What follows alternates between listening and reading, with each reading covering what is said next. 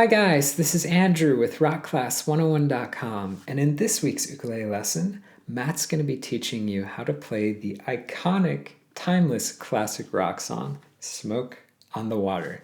So I gotta say, as I was working on this arrangement, first off, it's a ton of fun to play, but secondly, it's not super hard. It's going to be perfect for that seasoned beginner budding intermediate player. It's a really great mix of finger picking, and you've got some really cool strumming of the power chords as well. So it's just a really cool sounding arrangement. Now, let's talk a little bit about the lesson. So in this video, Matt's going to be teaching you how to play the entire song.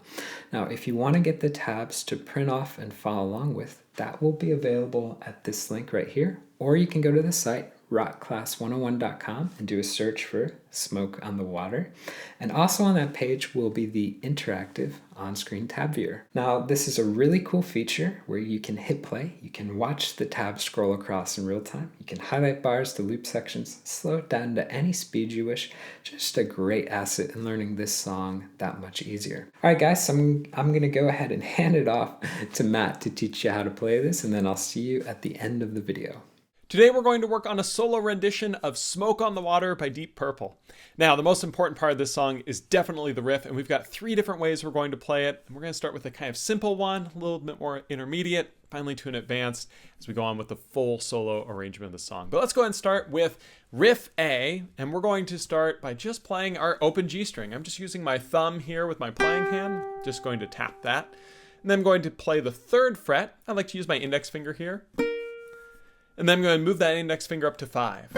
Now you could use a different finger. I just like sticking with just the index. It feels cool doing it. So we're going to go 0, 3, 5, and then we're going to play open to finish off that first measure.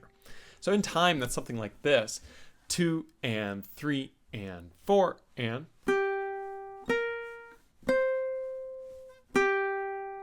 Now, as we go on to measure 2, it's sort of the continuation of this. We're going to start with a rest, so we're not going to play anything. And then we're going to play 3 on the G. And then we're going to just slide that index all the way up to 6 on the G. Play that, and then the 5 on the G. So that sounds something like this in time. 2 and 3 and 4 and... Now you can hear I kind of stumbled there a bit because when you play this 1 bar or at a time, it doesn't sound quite right. So let's hear this in time with the 2 bars, bar 1 and 2, and you can really start to hear how this riff comes together. 2 and 3 and 4 and...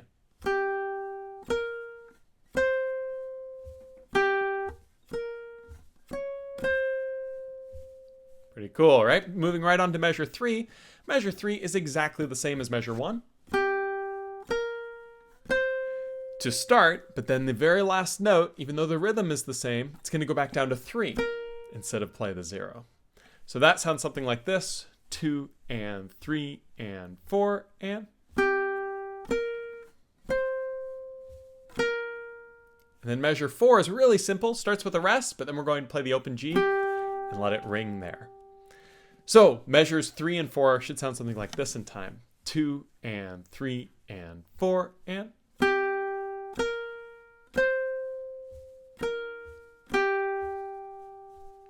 Now we're going to repeat this and play it twice to be more authentic to the original, which, by the way, we are in the original key, which is kind of neat. You can actually play along with it. But let's go ahead and hear what riff A sounds like, something like this. 2 and 3 and 4 and...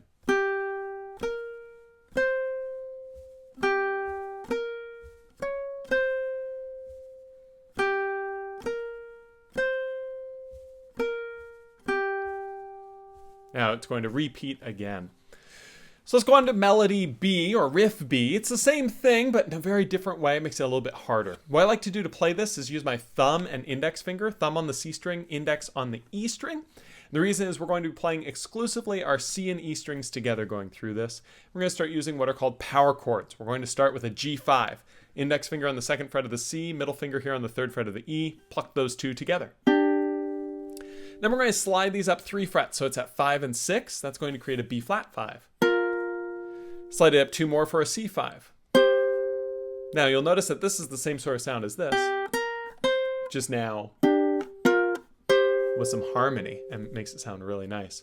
Now what I do to add a little bit more of a percussive feel is you'll notice the two X's if you're looking at the tab. All that we're going to do is kind of set our fingers on the uke and kind of mute those strings with our fretting hand so we get this nice little pop.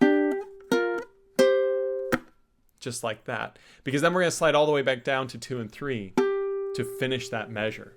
So that measure sounds something like this. 2 and 3 and 4 and...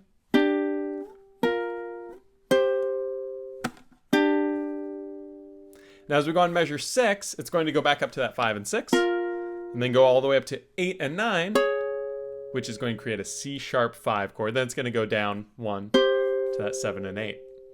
And then we're going to do that little pop. Now that pop might be really difficult. There's a lot of different ways you can do it. You can just, again, kind of set your fingers on the strings while muting it. You could also even do a chunk if you wanted to, or you can just touch your ukulele. It doesn't really matter. It's just a nice little percussive embellishment. If that's really giving you a stop on it, just ignore it at first. Get really comfortable with going with these parts and then add it in later. But let's go ahead and hear now what measures 5 and 6 sound like together. Should be exactly the same as 1 and 2, only with that harmony and a little percussive element.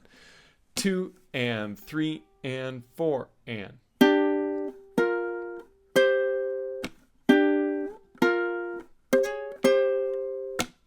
Now as we go on to measure 7, same sort of thing. We're going to do the 2 and 3, 5 and 6, 7 and 8, and then pop. Then we're going to move down to 5 and 6. Same rhythm as measure 3 was. In time that sounds something like this. 2 and 3 and 4 and...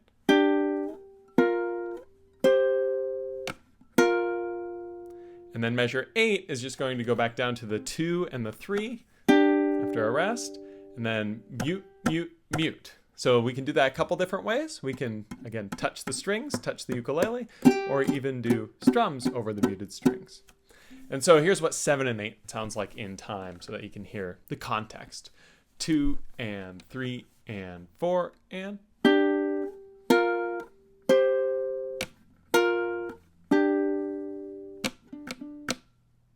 Now, from here, it's going to go on to riff C, the final incarnation of this riff, and really the most fun one to play. So what we're going to start with this is we're going to still be picking. So we're going to throw our middle finger in and play that on our A string. And we're going to do the exact same thing we did before with these two fingers, but we're going to add another finger in here, being the 5 on the A string. We're going to play those 3 strings, the C, E, and A, all together. We're going to slide it up again. So you'll notice it's all the same that what we did before, only now our pinky is on the 5, going up to 8, going up to 10, but following that same path. Same exact thing, the rhythmic pop now, same sort of deal. We can just sort of press the strings, or we can kind of mute it. Now with this particular riff, you can pluck, or you can strum. Both work. Experiment with it. Find what you like the sound of. It's okay if the G string gets tapped a little bit in there too. It's not a big deal. It all kind of comes out in the wash, so to speak. But measure 9 in time should sound something like this. 2 and 3 and 4 and...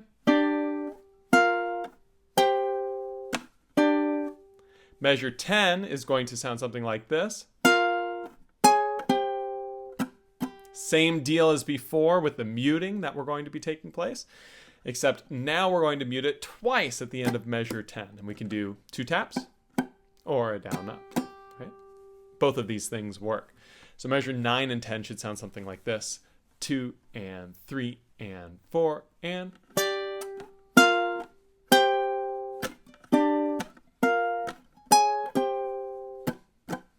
And then we go on to measure 11, which is going to be the same deal to start.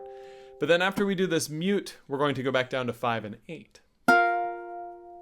So that sounds something like this in time, measure 11, 2 and 3 and 4 and...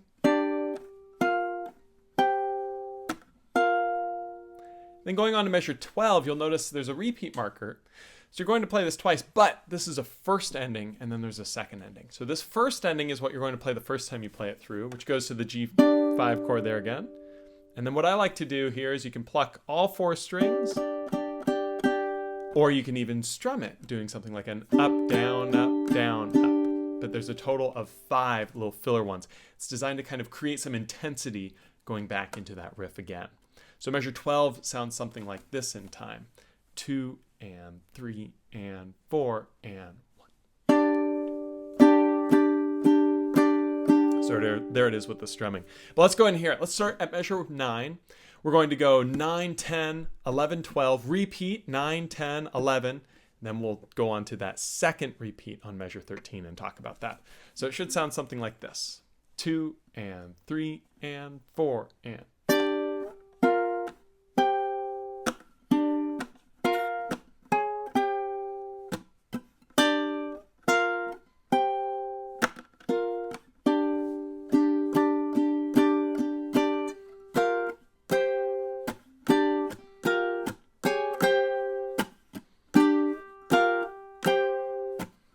Now, from here, what we're going to go to is the second ending, which is going to go to the 2, 3, 5 again. And then instead of all the filler, we're just going to let it ring, because this is going to start the verse. And specifically, the last note on measure 13 starts it with the 1 on the E string, which you're going to play with your index finger on your first fret of the E string. So now from here we go on to section D, the verse, and this is kind of a jam on it. So when I was doing this arrangement, I knew that the intro, the riff, was so important and iconic, right? So I wanted to give lots of incarnations of that, even though they're all sort of the same rhythm. But when they start singing, the vocal melody is kind of hard to stick with, and that's just because it's really more of a texture-based song to me. So I tried to keep some of that texture feel with this verse, and this ended up being really fun to sort of jam on. So what we're going to start here is just 2 notes. We're going to play 3 on the E string and 2 on the C. I like to take my middle finger, place down 2 of the C, middle finger, and the ring finger here on 3 of the E. So middle on 2 C, ring on 3 E. We're going to pluck our our C and E strings at the same time. Gives us a G note on the E. We're going to do that twice, so it's going to go. And then we're going to take our ring finger off and add our index finger to 1 on the E string. Then we're going to play 2 on the C, and then 1 on the E. And that ends that first measure of the verse, measure 14. That should sound something like this in time. 2 and 3 and 4 and.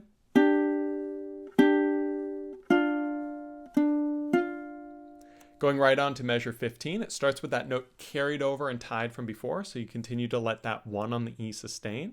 Then you're going to play 2 on the C, play 1 on the C again, 1 on the E, 2 on the C, 1 on the E, 2 on the C. No movement with that left hand, makes it very easy to play.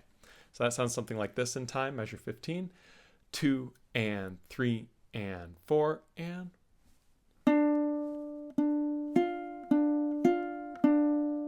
And so now that you can hear it, here's the whole start of the verse, measures 14 and 15 played together. It should be something like this. 2 and 3 and 4 and.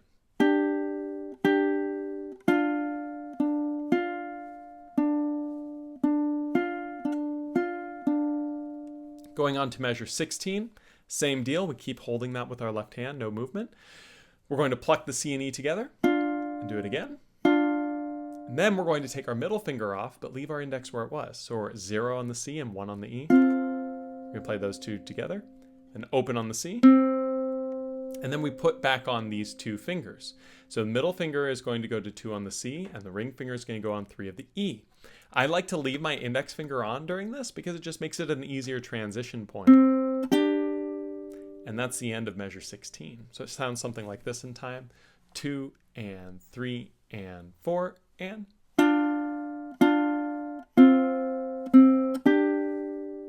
Going right into 17, it's going to play nothing to start, little, tie from the previous bar, but then you're going to play the 3 on the E, 2 on the C, 3 on the E, 2 on the C, and then take the ring finger off. But if you left that index finger on, like I said a moment ago, on the first fret of the E, you can play that to finish that measure.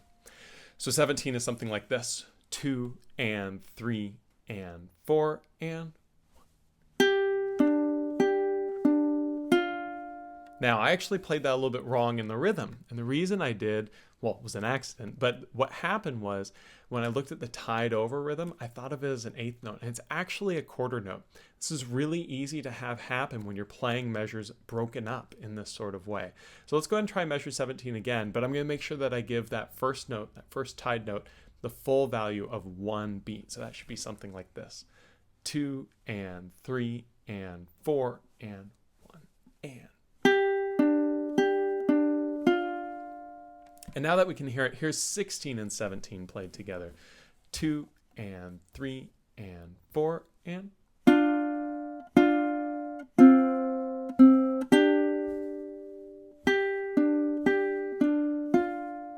Now, from this point, it repeats. And we can just play this all the way through twice. If you want to be more accurate to the original, we would actually play it all the way through 4 times. But I just kind of changed it a little bit for this arrangement. But let's go ahead and hear what this verse sounds like now in its entirety, starting at measure 14, going through 17. And let's throw the repeat in there just so that we can really hear how it should sound. 2 and 3 and 4 and.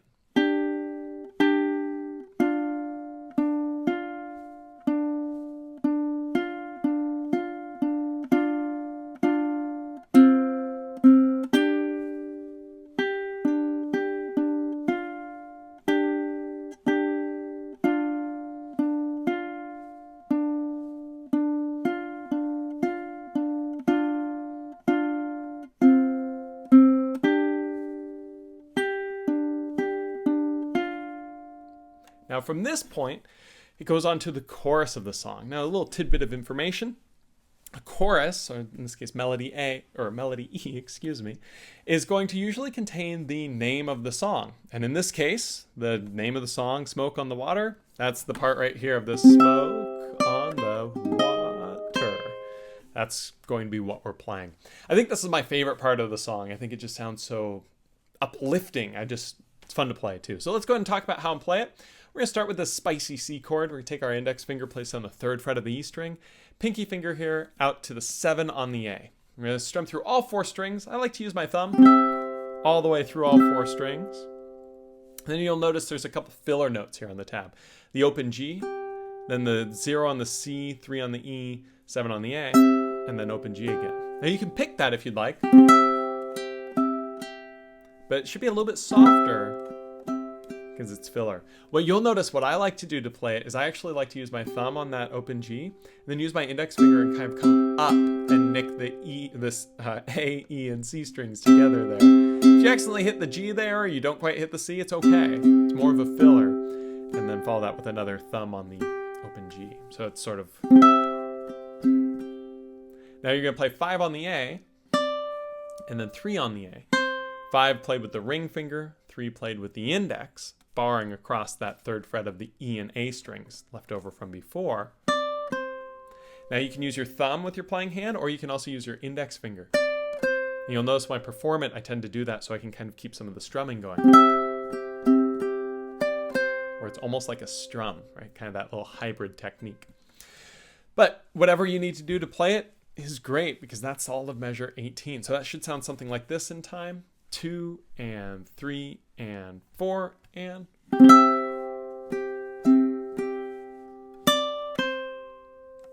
Going right into 19, we're going to go to this wonderful A flat chord. To do this, take your index finger, place it on the 3rd fret of the C string, and actually bar it across those 3 frets of the C, E, and A. Take your middle finger, place it on the 4th fret of the E, and your pinky on the 6th fret of the A string.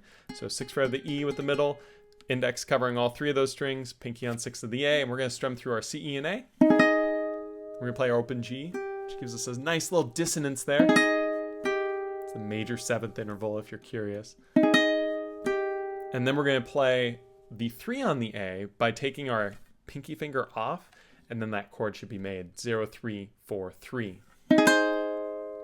Follow that with another open G. So in time, that's a pretty easy measure. It sounds something like this. 2 and 3 and 4 and. And so that we can hear it, here's 18 and 19 together. 2 and 3 and 4 and.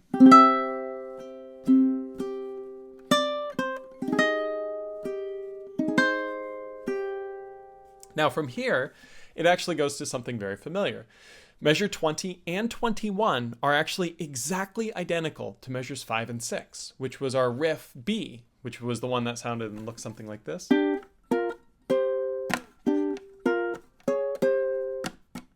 It's exactly the same. It's just not the full riff. It's only 2 measures of it instead of the typical 4. So measure 20 and 21, identical in every way to what we played earlier. Let's go ahead and try that in time. Should sound something like this. 2 and 3 and 4 and...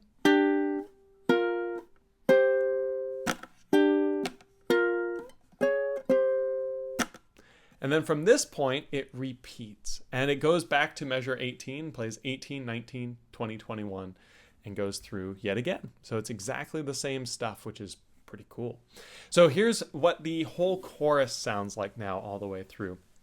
Something like this. 2 and 3 and 4 and...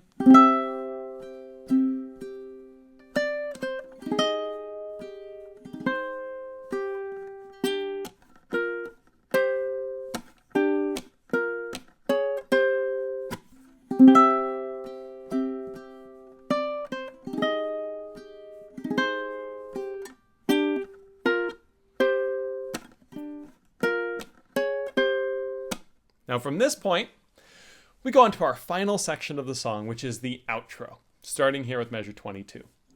Now measure 22 is a continuation of riff B. So you notice we only played the first two measures of riff B. Well, there's 2 more measures to riff B, and that's what we're going to conclude with here. Almost identical, a little bit of a difference. But to play this, starting the outro, we're going to play the 2 and 3 together. Then we're going to move up to the 5 and 6, then 7 and 8. Little mute, and then we're going to go back to the 5 and 6, and then we're going to go back down to the 2 and 3. So all that's the same, but then we add a little bit of spice here with 4 eighth notes being played on these 2 notes. So I like to just pluck those, and that count there is going to be 3 and 4 and, just so that you can kind of hear it. So here's what measures 22 and 23 sound like in time, something like this. 2 and 3 and 4 and...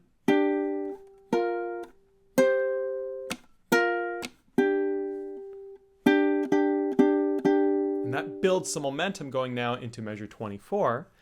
And what's cool about this is measure 24 is exactly the same as measure 9, which was riff C. It's exactly identical. We're going to play that same.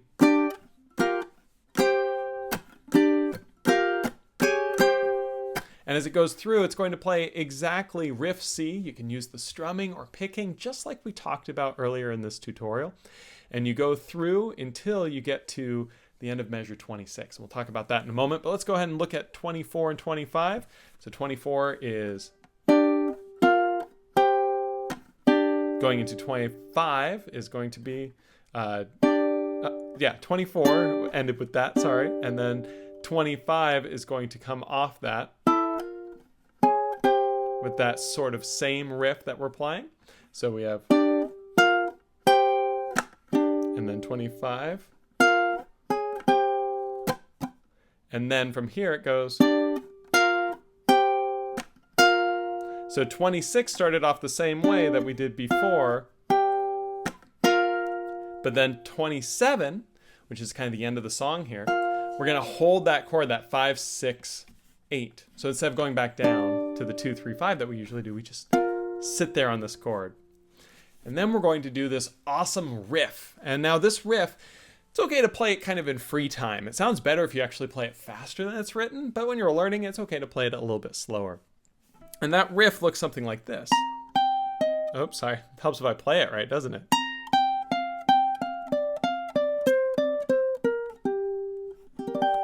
So the way that we do this is it's actually just a pentatonic scale way up on the ukulele. We're going to start with our pinky finger on fret 13 of the A string. Then we're going to play our index on 10 of the A, and then pinky goes to 13 of the E, and then index on 10 of the A. And that wraps up measure 27, that last part. So let's hear what this sounds like so far, though. Let's do 26 into 27 so you can hear the end of that sort of riff of this. into this new riff of the picking. So it should be something like this. 2 and 3 and 4 and...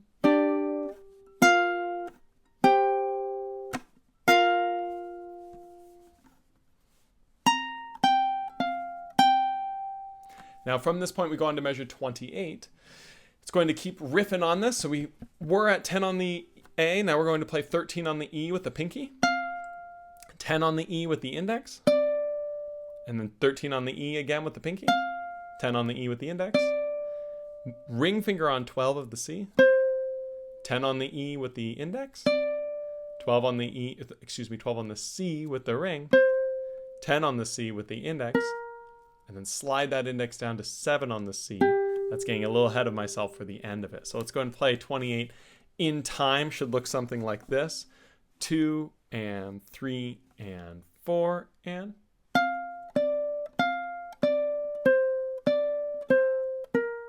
and then that last note, 7. Again, we'll get there in just a moment. But what you'll notice with this pentatonic riff, if we start halfway through measure 27 to start the riff and play the whole thing, it looks and sounds something like this.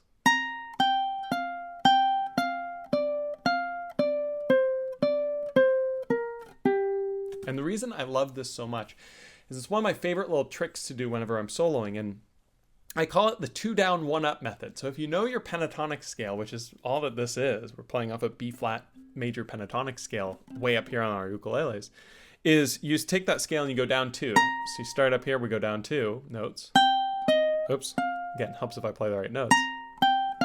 Then we go up 1, down 2, up 1, down 2, up 1, down 2, and then we finish. So if you've worked on scales or anything else in the past, that's a cool little trick, the 2 down 1 up, to create a really nice, cool riff. So starting now on 29 though, we play that 7 on the C that I keep hinting at, and then we just take that and move it up and bar across 10 on the C, E, and A, and strum them all together with our thumb. That's all there is to it. So let's go ahead and hear the whole outro now, starting at measure 22, playing through the end. Should sound something like this. 2 and 3 and 4 and...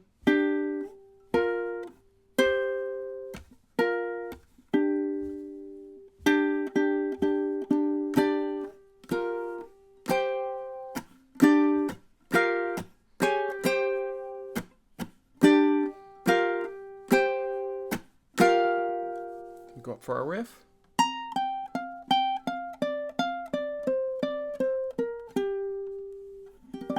We can kind of do a little free time there at the end. And there you have it. There's my rendition of Deep Purple's Smoke on the Water. This was a really fun one to work on, especially because the riffs kind of build on each other. So if you struggle with, the third riff, the first one probably isn't so difficult, right? And the rhythm all is the same, which I really like, because all of the little hits that I give are just in the spaces between. So whenever you see a rest on it, you can try adding some sort of mute or whatever else and kind of feel it out. Ultimately, if you get 0, 3, 5, 0, 3, 6, 5, you're going to be having a good time. So stay tuned here on Rock Class 101 for more lessons like this. As always, if you have any questions, feel free to leave them down in the comments below, and I will see you guys next time for the next lesson here. Thanks so much. All right, guys, so I hope you enjoyed learning this tune. It's an iconic classic rock, probably one of the most famous, definitely top 5 riffs that have ever been written for that genre. And it puts a smile on everyone's face as soon as they hear that opening riff. So guys, I do want to remind you that if you want to get the tabs to print and keep for your records, that was available at this link right here, or you can go to the site rockclass101.com and do a search for Smoke on the Water. Also on that page is the interactive on-screen tab viewer, so you can literally hit play, you can watch that tab scroll across in real time, highlight bars, loop sections, slow it down, all that fun jazz. So guys, I hope you enjoyed learning this tune, and we'll see you in the next one. Take care.